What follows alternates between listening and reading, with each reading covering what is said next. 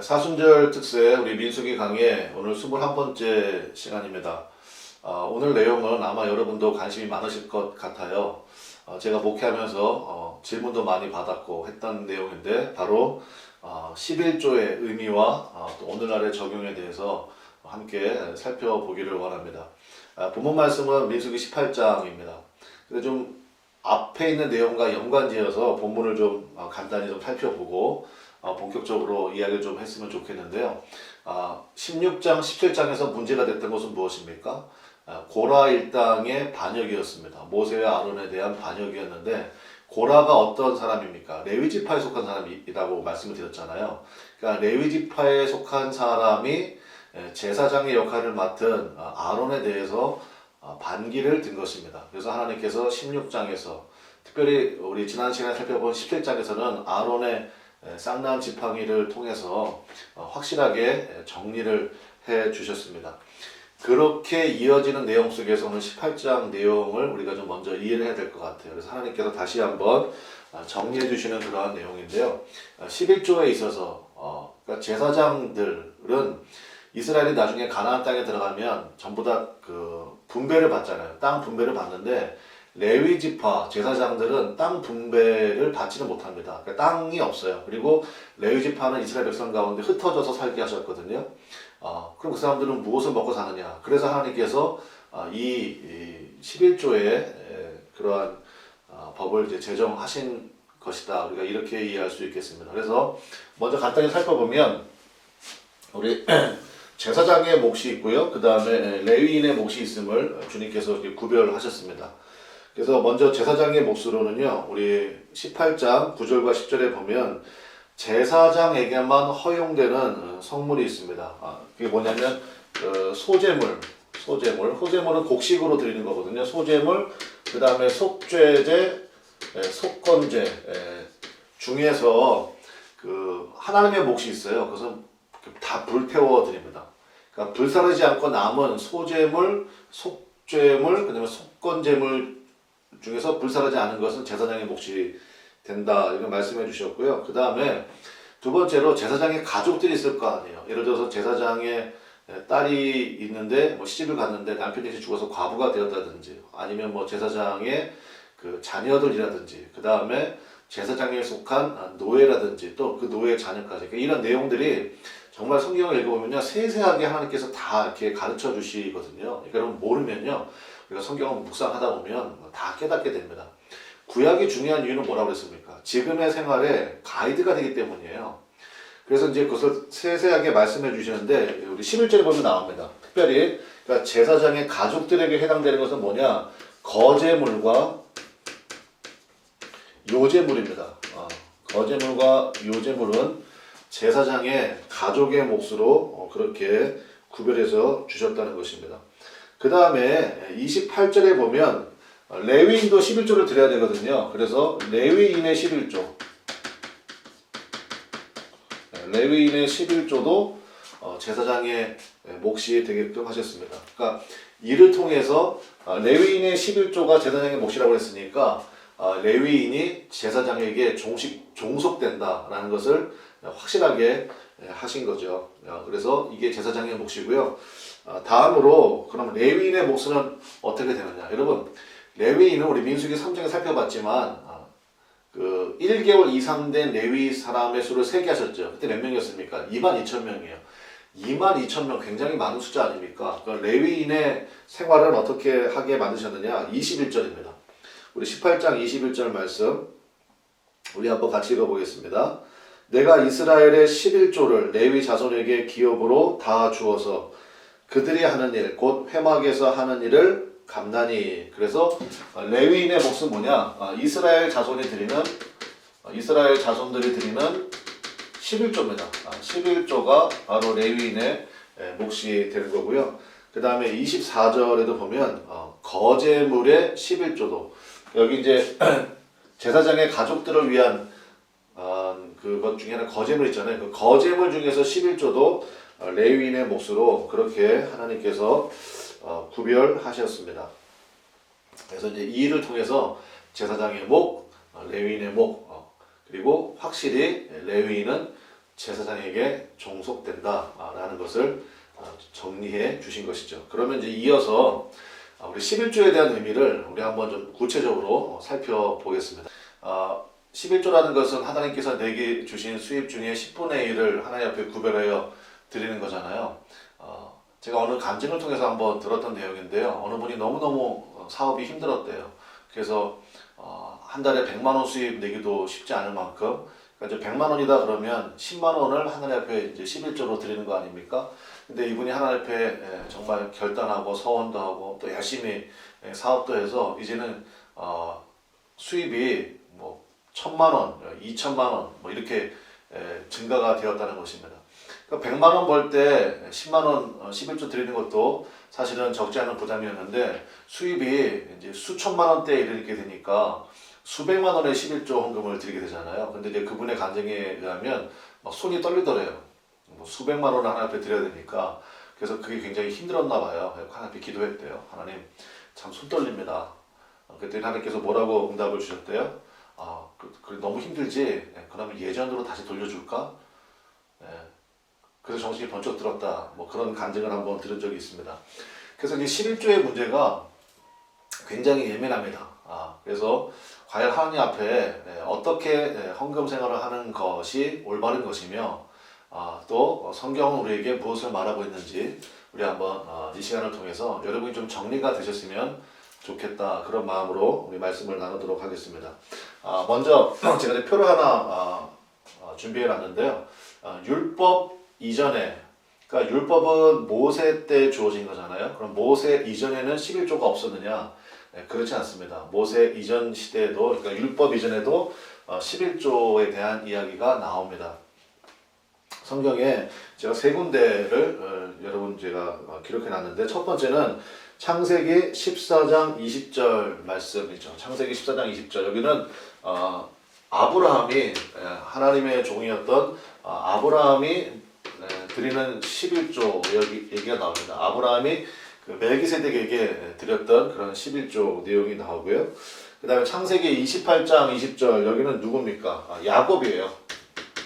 야곱이 형 에서가 죽이려고 그러니까 외삼촌 라반의 집으로 도망가면서, 그 베델 아시죠? 여기가 여호와의 집이었구나. 뭐 이렇게 하나님의 그 주시는 환상을 보기도 하고 했던 바로 그 자리에서 야곱이 하나님 앞에 서원한 내용입니다. 그래서 거기에 뭐라고 얘기하냐면, 야곱이 11조 서원을 하면서 이렇게 고백을 해요. 당신이 나의 하나님 되십니다. 이 고백입니다. 그러니까 여기서 우리가 11조의 정신을 어렴풋이 이제 보게 되는 것이죠. 그리고 이제 창세기 47장 24절에 보면, 이건 조금 내용이 다르긴 합니다만은, 애굽 백성들은요, 그 요셉 시대입니다. 애굽 백성들은 그 7년 감옥으로 인해서 굉장히 생활이 힘들어졌거든요. 근데 요셉이 국무총리가 되면서 애굽 전체 백성을 이제 살리는, 왜냐면 이제 7년 풍년 동안 준비해 놓은 게 있었기 때문에. 그러면서 거기에 뭐가 나오냐면요, 5분의 1, 그러니까 20%죠. 그러니까 11조가 아니라 12조네요. 그죠? 12조를 드리게끔 그렇게 명령을 내리는데, 그러니까 애굽 백성의 세금이에요.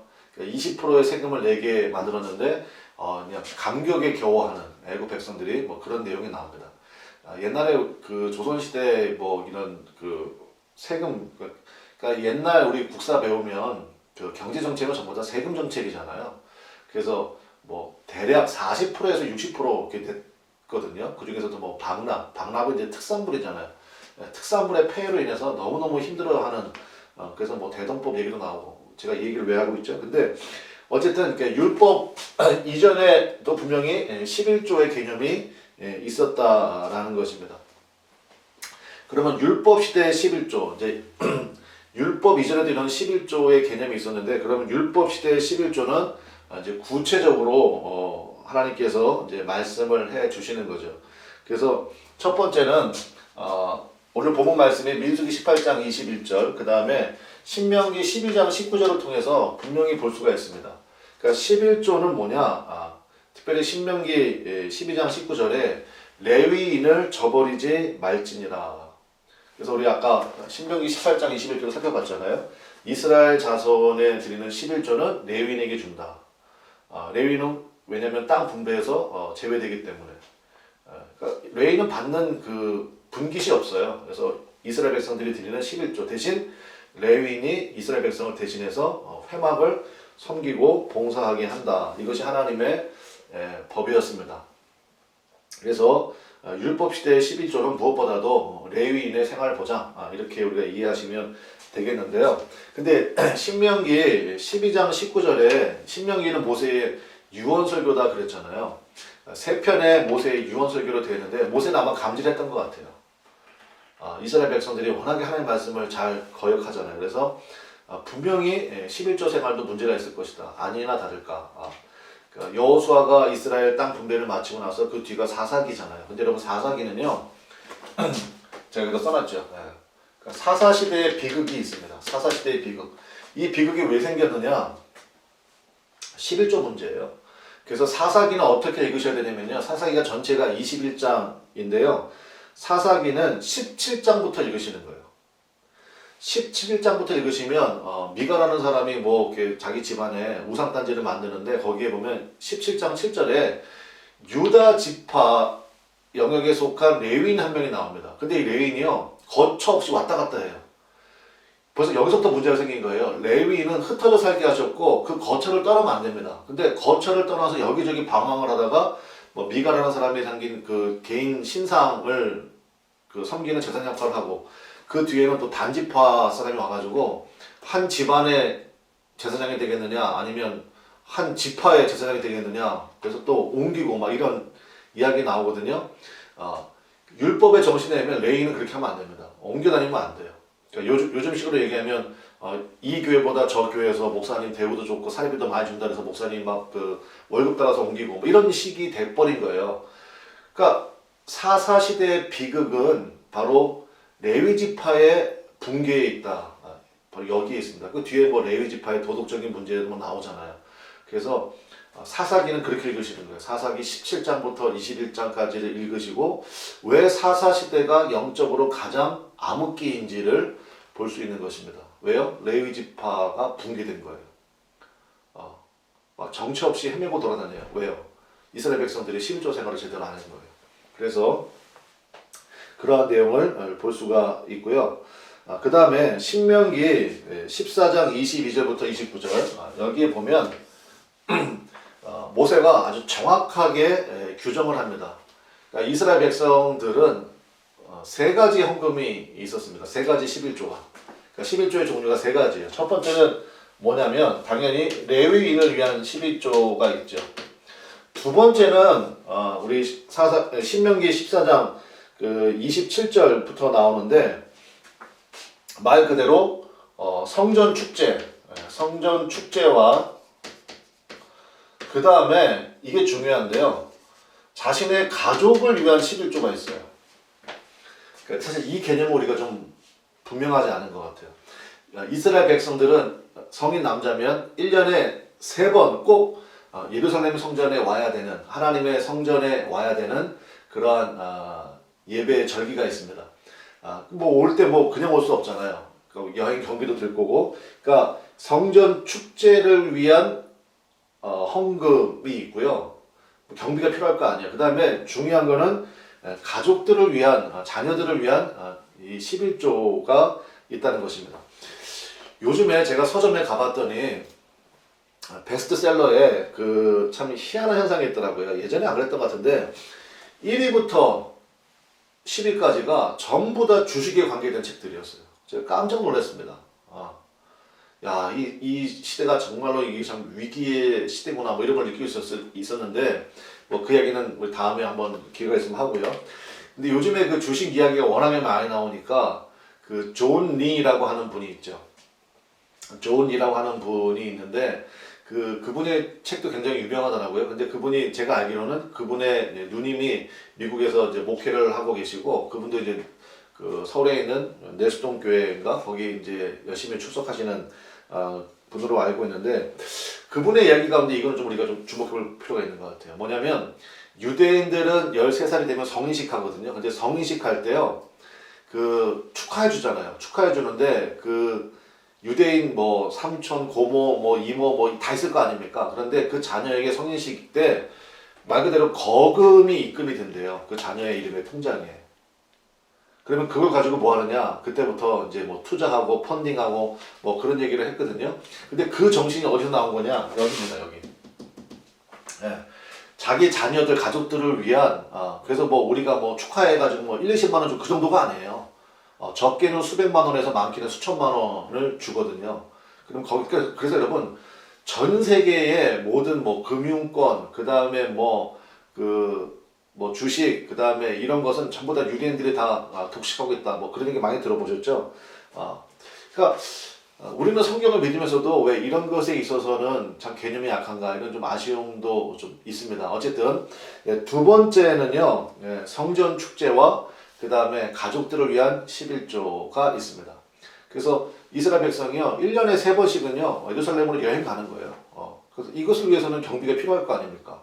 가서 이제 뭐, 맛있는 것을 먹기도 해야 되고, 말 그대로 거기 보면 축제가 나오거든요. 그래서 가족들을 위한 축제의 11조가 있다는 것이고, 그 다음에 세 번째가 뭐냐? 세 번째가 3년 주기로요, 3년마다 말 그대로 구제의 11조가 있습니다. 구제의 11조. 이거는 3년에 한 번씩 따로 드리는 거예요. 그래서 정확하게 따지면 보세요. 이게 11조죠. 그러니까 10% 드리는 거죠. 이것도 10%죠.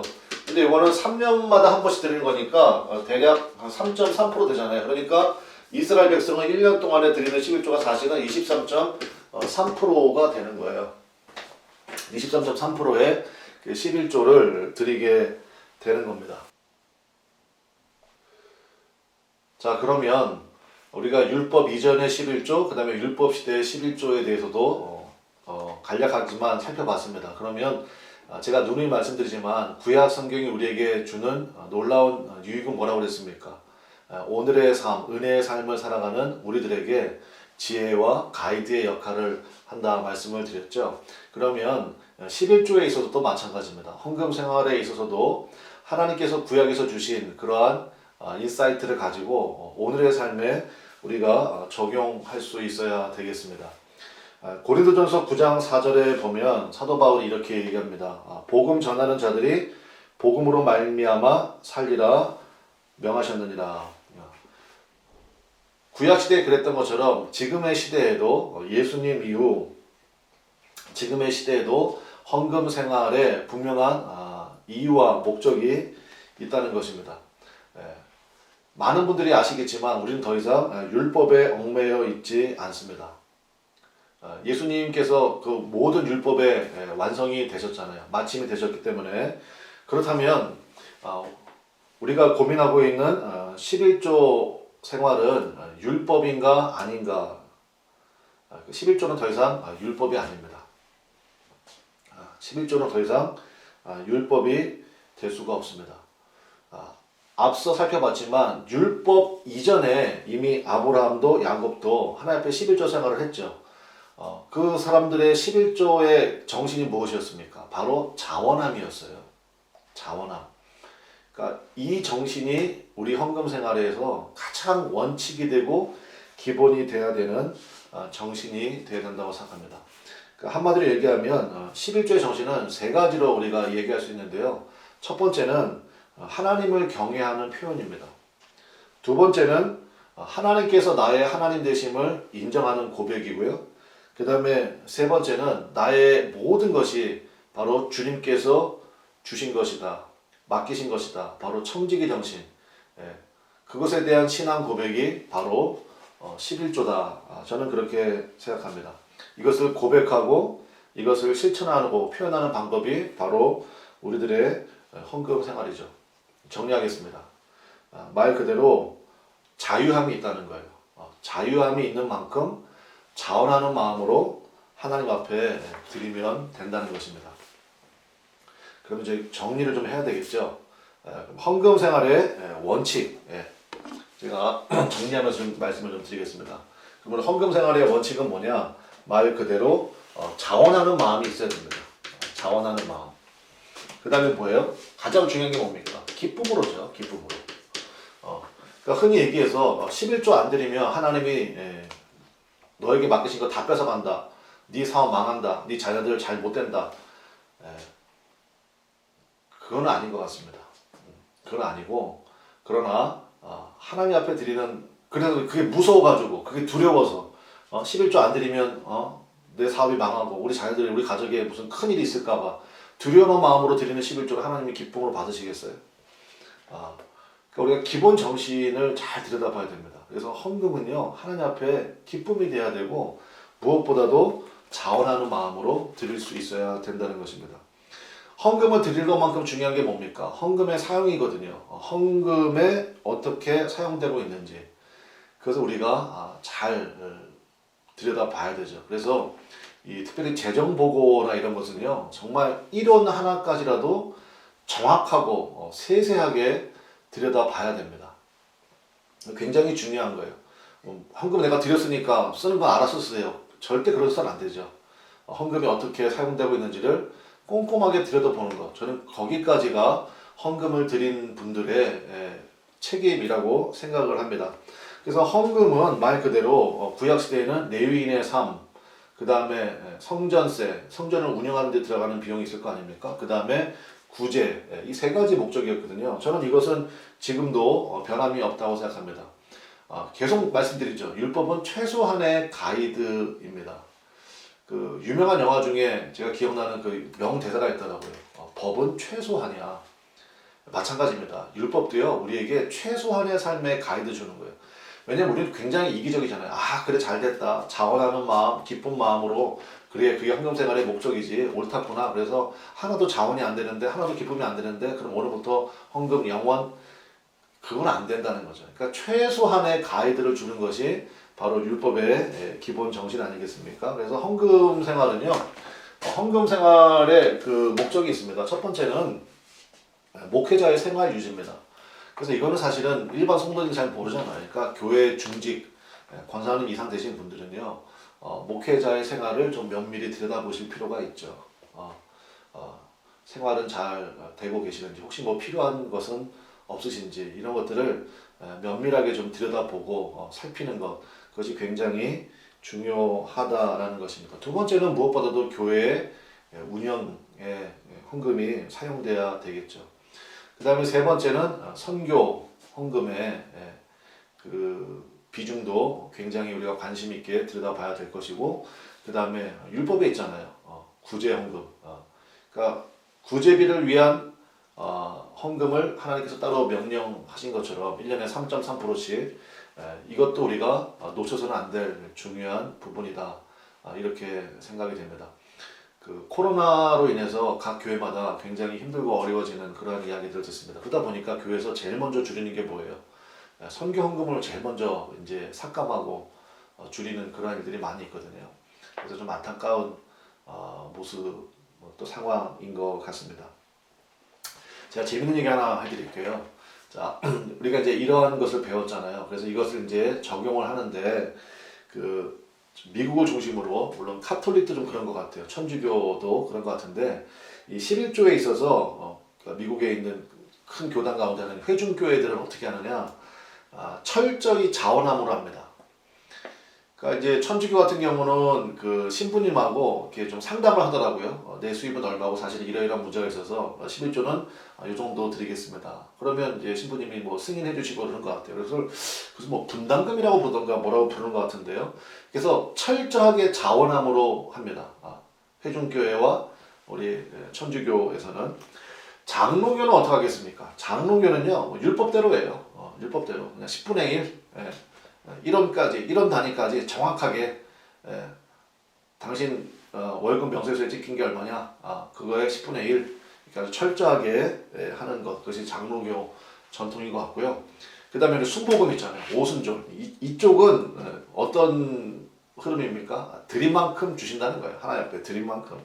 그래서 다는 아니겠지만 순복음에 속한 교회가들이 제일 좋아하는 말씀은 그거잖아요. 내 입을 넓게 열라. 내가 채우리라.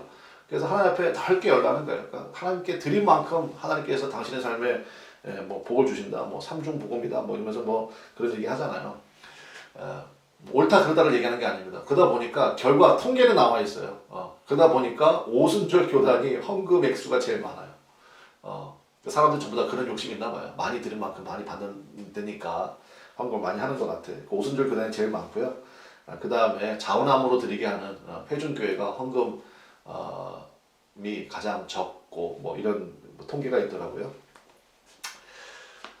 제가 개척교회 초창기 시절에 그때는 굉장히 좀 생활이 어렵고 힘든 그러한 부분들이 있었습니다. 그때 제 지인분 중에 한 분이 서울에 있는 교회를 다니시는데 11조 헌금을 저희 교회로 1년 정도 보내주셨습니다. 그러니까 30만 원 정도 되는 11조 헌금을 계속 보내주셨는데요. 너무 감사하죠. 그런데 제가 물어봤어요. 섬기시는 교회가 있는데 왜 우리 교회에 11조를 보내시느냐. 근데 그분이 이 경제를 전공하신 분이거든요. 그러니까 확실히 똑똑하시더라고요. 그러면서 저한테 해주신 말이 있는데, 목사님, 효과와 효율의 차이를 아시나요? 그러더라고요. 무슨 얘기냐 했더니 30만 원은 어디 가나 30만 원이라는 거예요. 그게 효과죠. 그런데 효율을 생각하면 이게 얘기가 달라진다는 거예요. 자기가 다니고 있는 교회는 굉장히 큰 교회였습니다. 그분이 다니는 교회, 섬기는 교회는. 그래서 자기가 30만 원을 드리나 안 드리나 그 교회는 별 차이가 없대요. 그런데 목사님처럼 이제 막 개척하시고 힘든 자기가 오랫동안 교회를 다녀봤으니까 알죠. 거기서의 30만 원은 의미가 다르지 않습니까? 그게 바로 효율이라는 거예요. 완전 다르죠. 정말 그때는요, 그 30만 원이 저에게는 생명줄과도 같은 그러한 귀한 헌금이었거든요. 자, 그래서 깨달았습니다. 그렇구나.